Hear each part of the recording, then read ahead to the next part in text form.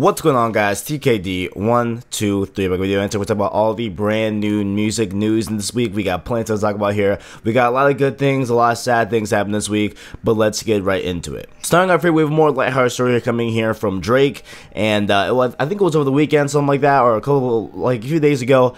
He posted a picture on Instagram, and it looked very reminiscent of the Take Care album artwork. Now I'll put up a comparison over here on the side of the screen, or on this side of the screen, and you know, as you can see, there is definitely a correlation. It definitely does look a lot like the Take Care album artwork, so that led a lot of people to believe that this was intentional to kind of give the, I guess, rumor roll going in the Take Care 2 rumor mill. And so this had Twitter blowing up all weekend. We had leaked, you know, fake track lists, we had features that were fake, everything. Like, people were just running around with their imagination and you know, thinking that this is actually the Take Care 2 announcement. Now personally, if you're asking me, I don't think this will ever happen. I don't think we would ever get a Take Care 2 for multiple reasons. One, I would say because, you know, Drake has changed as an artist. You know what I'm saying? Like, he's not the same artist as he was back when Take Care first released and everything like that. And also a big one to point out is that he has been on the record and said, you know, in interviews and conversations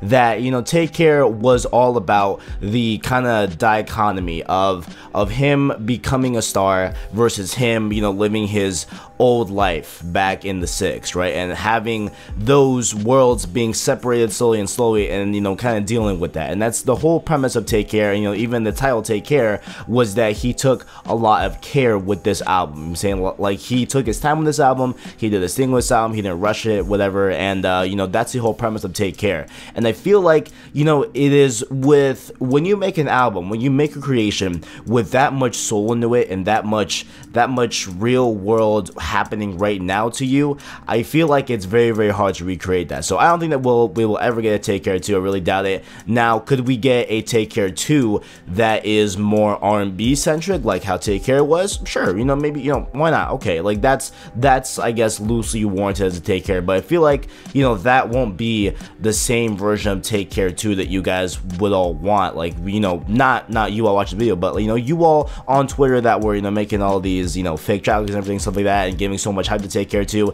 And it was even trending. It even got, this man Drake posted a picture what kind of looked like an artwork that he did a few years ago as a sequel, and he didn't say a word, he didn't say a peep, he didn't say anything about Take Care, nothing at all, and it got trending. It was trending worldwide, Take Care 2.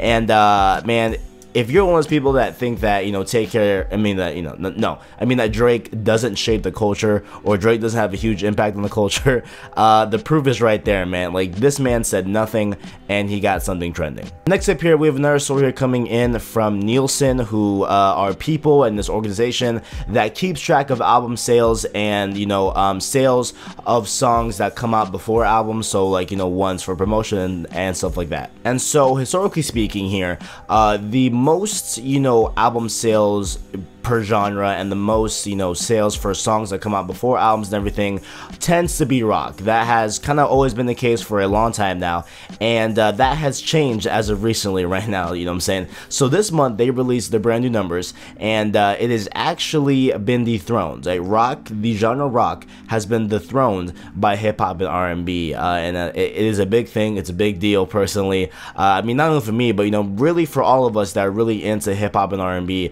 it's a super big deal for us. And now technically in the United States, hip-hop and R&B is the most liked, or not even most liked, but, you know, most album sales and most sales overall genre of, you know, the entire US. And the numbers now, you know, have came in, and like hip-hop accounts for 25.1% of the industry, while rock is at 23%. So very, you know, slow, you know, very small kind of area to work with here, but still, you know, it's still bigger than rock. However, they do go on to say that rock still does carry the top spot in album sales when we're talking about that, because rock has 40% of the album sales in the US, so definitely a huge thing. But also, you gotta take into effect here that, you know, album sales have been dropping steadily over the past few years with the rise of streaming. And with streaming, guess who has the top spot with hip-hop?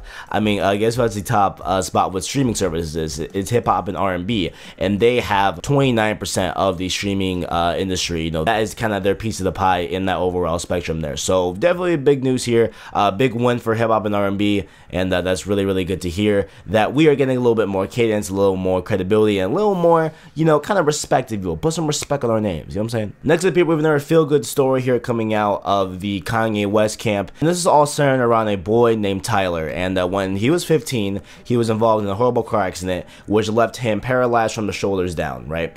And so, you know, he has gone through therapy, he's now in a wheelchair and everything, and he really is inspiring on, you know, his, you know, Twitter, Instagram, and everything, and he does speak a lot of volumes to, you know, how this affected him and how he's moving forward and moving past this and not letting this, you know, thing hurt his life overall. So he shared this story a bunch on the internet and everything, and Kanye West got wind of it, and he decided to send him a personally handwritten letter thanking him for the inspiration, thanking him for sharing his story and everything. And along with that, Kanye West sent him a brand new pair of custom Yeezys that no one else has in the world. So definitely a big thing right there. Shout out to Kanye West. You know what, man? Kanye West, he gets a lot of flack for not smiling a lot, you know what I'm saying, for being overall kind of looking like a pessimist, you know what I'm saying. But you know, Kanye West got a heart, yo. You know, Kanye West, sometimes he got a heart of gold. So definitely reps up to Kanye West. Guys, we gotta sit back for this one, okay? We gotta sit back here, okay? We're gonna talk about R. Kelly here, guys. Now, you all know that I was a big fan of the R. Kelly Christmas album that came out last year, and I definitely did talk a lot about it. I definitely did, you know, review it and everything, and you know, I feel like I'm gonna have to start kind of dwindling back on my love for R. Kelly. You know what I'm saying? And there were plenty of reasons why I should have done it, you know, earlier. But I think now more than ever, I think it's time to kind of stop putting his name in my videos and everything, right? Because this man is being accused of running and, you know, establishing and making sure it is put in order a sex cult. There have been a lot of women recently have been coming out of the woodwork and saying that, you know, R. Kelly did things like limit their, you know, communication to the outside world. They were tied down. They were forced to do sexual actions towards R. Kelly. They were forced to call him by nicknames that he requested. All these things, and it's a big thing right now. There's a bunch of women saying it. There's also a bunch of women that have been pointed out by other women, but they've been saying that no, this never happened. So it's a very wishy-washy thing. And then we have R. Kelly doing this insane thing that I don't know why you would do, but he hired the lawyer that represented Bill Cosby when Bill Cosby went through his whole drugging women thing a few months back. So that automatically leads suspicion, like, dude, like, why are you hiring Bill Cosby's lawyer? I don't get that, right? But this is the news because now there's been a petition that has over 10,000 signatures to have R. Kelly removed from the record label of Sony. So this has gone big, guys. I don't know what to think of it, yo. There isn't really concrete facts in this whole thing. Like, this is just accusations being said here and there, and I'm sure the truth will come out in court, whatever, and stuff like that. But man, like, R. Kelly, can you just stop, dog? Like, can you just make good music? Can you just make good Christmas? You know what I'm saying? Like, can we, like, I don't know, guys. Like, I don't know, man. Like, I just want good Christmas albums from R. Kelly here on out. You know what I'm saying? And this is really, really making it hard for me to enjoy those Christmas albums. Next up here, we have some rabid tweets from PARTYNEXTDOOR that came out at the beginning of this week, and I thought these were fake. I thought these were like just him, just like, you know, just having fun, whatever. But apparently these are legitimate, and he has tweeted that he will be having new music out from Kanye West, Neo, and T-Pain, right? And Kanye West makes sense. You know, Kanye West is a very relevant, you know, artist right now, extremely relevant. You know what I'm saying? So definitely that one makes sense.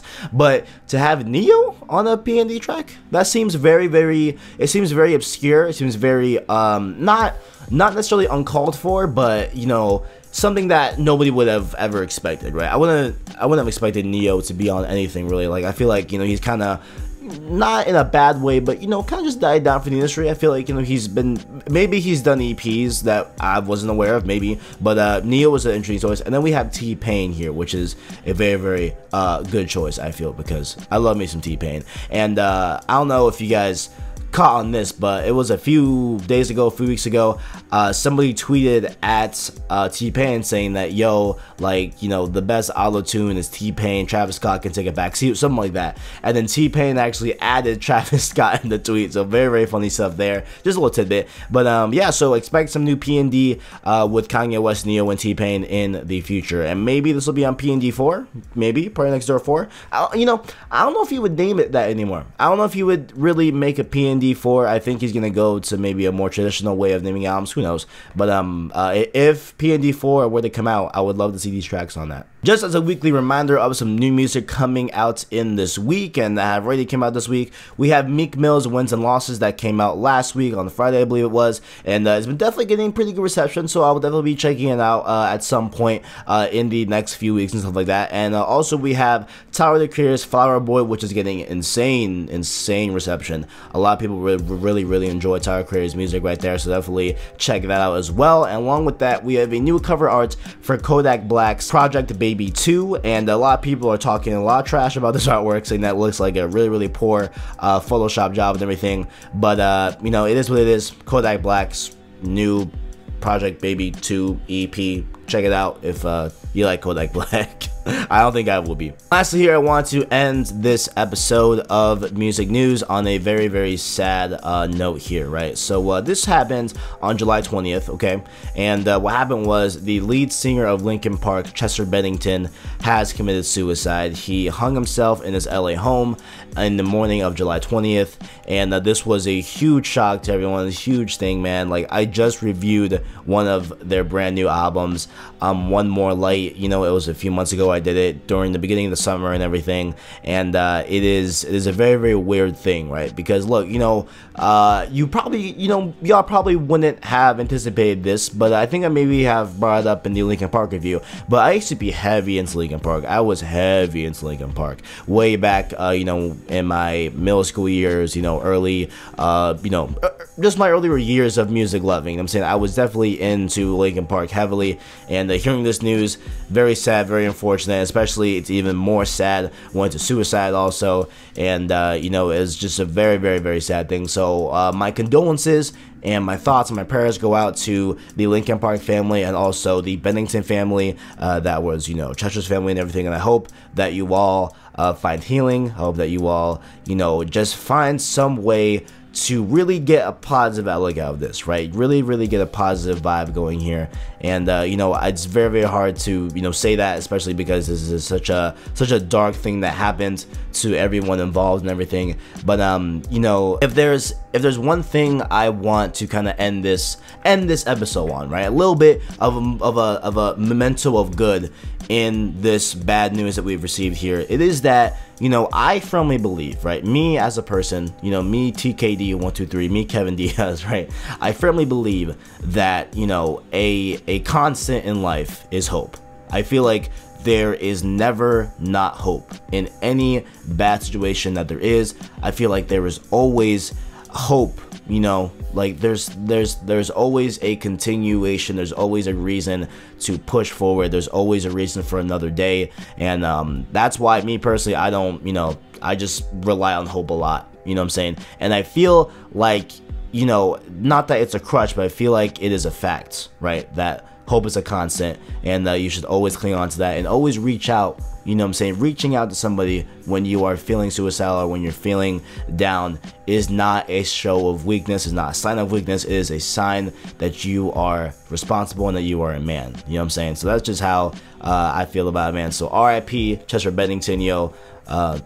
Thank you for the music, man. Thank you for all you did with Linkin Park, and I hope that everyone involved can find healing, you know, in the coming weeks, coming months, however long it takes. And I hope that there can be some good breathe out of this situation. And on that note, if you enjoyed, make sure to leave a like, subscribe, and share down below. I appreciate all the feedback. Thanks for watching, and as always, I got you.